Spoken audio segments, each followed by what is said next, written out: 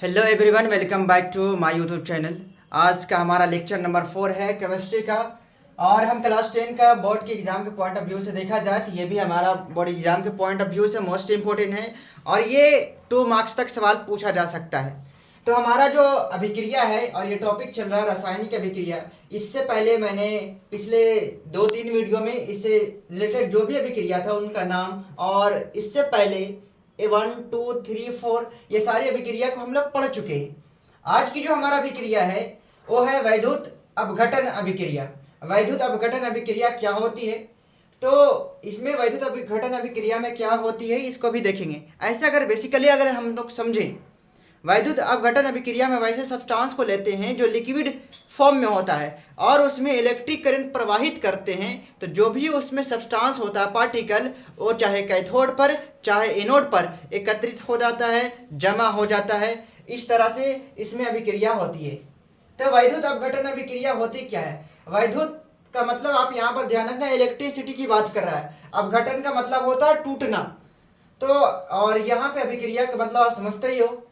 तो यह अभिक्रिया है क्या? वैसी रासायनिक अभिक्रिया जिसमें किसी द्रवित पदार्थ से कोई लिक्विड पदार्थ है उससे होकर विद्युत धारा प्रवाहित करने पर, वैसी रासायनिक अभिक्रिया जिसमें द्रवित पदार्थ से होकर विद्युत धारा प्रवाहित करने पर वे अपघटित हो जाता हो, उसे वैद्युत अपघटन अभिक्रिया कहते हैं। एक बार फिर से, वैसी रासायनिक अभिक्रिया जिसमें किसी द्रवित पदार्थ से होकर, मान लिया जाए कि हमारा ये कोई द्रवित पदार्थ है, ये द्रवित पदार्थ है, इससे होकर हम विद्युत धारा, मान लिया जाए कि इसमें हम इलेक्ट्रिक करंट डाल रहे हैं। तो यहाँ पे एक इलेक्ट्रिक करंट डालने के वायर का इस्तेमाल करते हैं और यहाँ पे ध्यान रखना इसमें 2 इलेक्ट्रोड भी होता है। तो वैसी रासायनिक अभिक्रिया जिसमें द्रवित पदार्थ से होकर विद्युत धारा प्रवाहित करने पर वे अपघटित हो जाता हो, जो पदार्थ है वो पदार्थ टूट जाता हो, उसमें इलेक्ट्रिक करंट, उस द्रवित पदार्थ में इलेक्ट्रिक करंट डालने पर वो पदार्थ टूट जाता हो, उसे ही हम लोग कहते हैं वैद्युत अपघटन अभिक्रिया कहते हैं। जैसे हम यहाँ पर ध्यान रखना, ये सोडियम क्लोराइड है। सोडियम क्लोराइड को हम लिक्विड स्टेट में ले रहे हैं और ये जो सोल्यूशन है हमारा, ये है सोडियम क्लोराइड।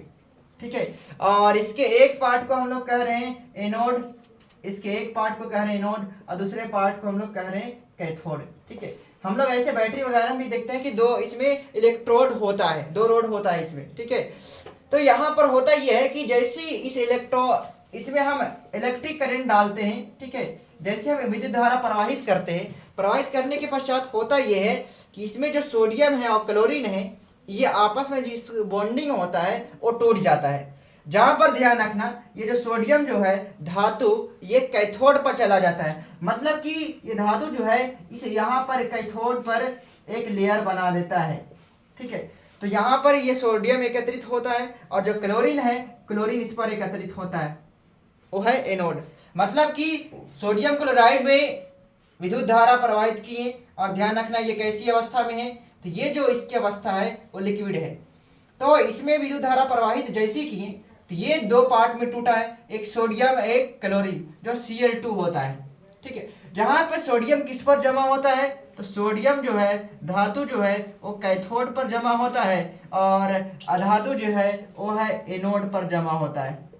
ठीक है, तो यहाँ पर धातु कैथोड पर जमा होता है या फिर कैथोड पर मुक्त होता है और अधातु एनोड पर मुक्त होता है। अगर इसे हमें बैलेंस करना हो तो बैलेंस कैसे करेंगे? इधर में सोडियम 1 है, इधर में भी 1 है, इधर में क्लोरीन 2 है, लेकिन इधर में कितना है 1 है, तो इधर से हमें 2 से गुना कर देना होगा।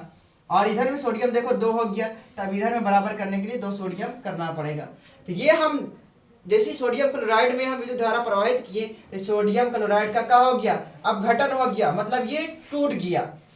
उसके बाद दूसरा एग्जांपल हम सेम वाटर में लेते हैं। वाटर में इलेक्ट्रिक करंट मतलब विद्युत धारा डालते हैं, प्रवाहित करते हैं, तो यहाँ पे जो एटम है और ये जो वाटर का जो एटम है यहाँ पे, ये 2 पार्ट में टूटता है। जैसे हम विद्युत धारा डालें पानी में तो एक हाइड्रोजन निकल जाता है और एक ऑक्सीजन निकल जाता है। जहाँ पर ध्यान रखना कि जो हाइड्रोजन है वो कैथोड पर निकलता है और ये जो ऑक्सीजन है O2 वो एनोड पर जमा होता है। ठीक है, तो ये इस तरह से मुक्त होता है। हाइड्रोजन कैथोड पर मुक्त होता है और ऑक्सीजन एनोड पर मुक्त होता है। ध्यान रखना ये दोनों जो है गैसियस होता है। ठीक है, उसके बाद एक मैंने लैंग्वेज फॉर्म में लिखा है। ठीक है, वो है जहां पे एल्यूमिनियम ऑक्साइड में विद्युत धारा प्रवाहित करने पर क्या होता है। तो द्रवित एल्यूमिनियम ऑक्साइड सभी ये क्या है, लिक्विड फॉर्म में है, ध्यान रखना। तो हम यहाँ पे विद्युत अपघटन अभिक्रिया में हम लोग द्रवित पदार्थ से ही विद्युत धारा प्रवाहित करते हैं। अगर हम सॉलिड से करें तो क्या होगा, तो सॉलिड से अगर करोगे तो वहां पे जो पदार्थ एक कैथोड पे जा रहा है और एक एनोड पे जा रहा है, तो ऐसी कुछ आपको संभावना देखने को नहीं मिलेगी। ठीक है, तो एक एग्जांपल, इसके एग्जांपल को हम लोग लैंग्वेज फॉर्म में लिखे हैं। द्रवित एल्यूमिनियम ऑक्साइड से, एल्यूमिनियम ऑक्साइड का फॉर्मूला Al2O3। तो द्रवित एल्यूमिनियम ऑक्साइड से विद्युत धारा प्रवाहित करने पर यह अपघटित हो जाता है, मतलब कि एल्यूमिनियम ऑक्साइड टूट जाता है। जहां एल्यूमिनियम धातु कैथोड पर और ऑक्सीजन एनोड पर मुक्त होता है। जैसे ही यहाँ पे एल्यूमिनियम, द्रवित एल्यूमिनियम ऑक्साइड में विद्युत धारा प्रवाहित करने के पश्चात ये जो एल्यूमिनियम धातु है वो कहाँ पर चला जाता है, तो ध्यान रखना एल्यूमिनियम धातु एनोड पर जमा होता है, एनोड पर मुक्त होता है, सॉरी ये कैथोड पर मुक्त होता है। ठीक है, ये कैथोड पर मुक्त होता है। और ऑक्सीजन कहाँ पर मुक्त होता है, तो ध्यान रखना ऑक्सीजन एनोड पर मुक्त होता है। ठीक है, तो इसमें भी अगर हम एग्जांपल देखें कि ये कैसे होता है, तो एक आप सॉल्यूशन लो जहां पे ये सॉल्यूशन जो है एल्यूमिनियम का है और ऑक्साइड का है, Al2O3 का है। यहाँ पे दो इलेक्ट्रोड होता है और इस इलेक्ट्रोड में हम इलेक्ट्रिक करंट डाल रहे हैं। ठीक है, इस तरह से हम इलेक्ट्रिक करंट प्रवाहित करते हैं।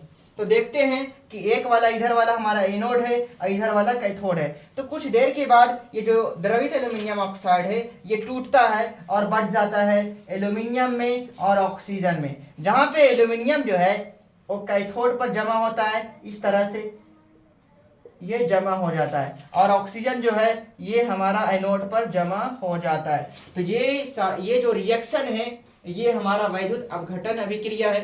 ठीक है, बाकी अगला जो हमारा रिएक्शन है वो हमारा अवक्षेपण अभिक्रिया है। तब तक आप इसका स्क्रीनशॉट ले लें, और नोट्स कर रहे हैं तो इसका नोट्स कर लें वीडियो को रोक करके।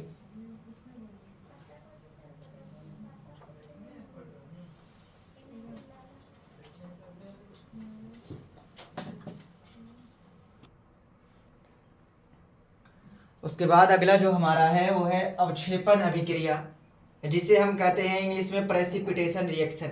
और ये ध्यान रखना ये भी हमारा बहुत ही इंपॉर्टेंट है, एकदम VVI है, और ये 2 मार्क्स में पूछा हुआ है बिहार बोर्ड में सवाल, या फिर आप कोई भी बोर्ड में हो इससे सवाल पूछा ही जाता है, प्रेसिपिटेशन रिएक्शन क्या है।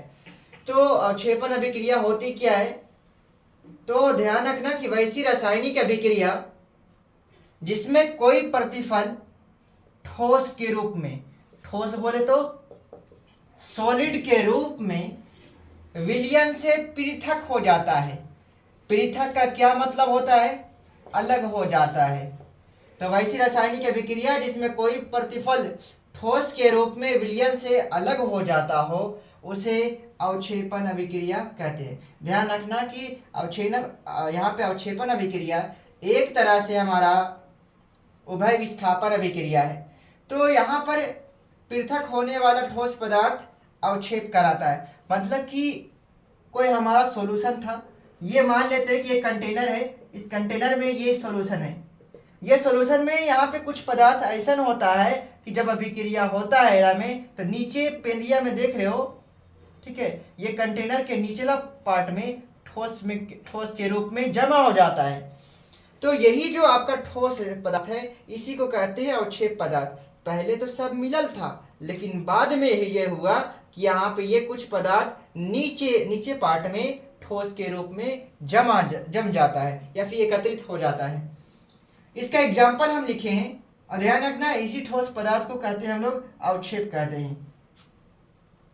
एग्जाम्पल हम लोग लैंग्वेज फॉर्म में लिखे हैं, सोडियम क्लोराइड और सिल्वर नाइट्रेट के बीच होने वाली उभय विस्थापन अभिक्रिया से, या फिर यहाँ पे आप कर सकते हैं सिल्वर सोडियम क्लोराइड के विलयन और सिल्वर नाइट्रेट के विलयन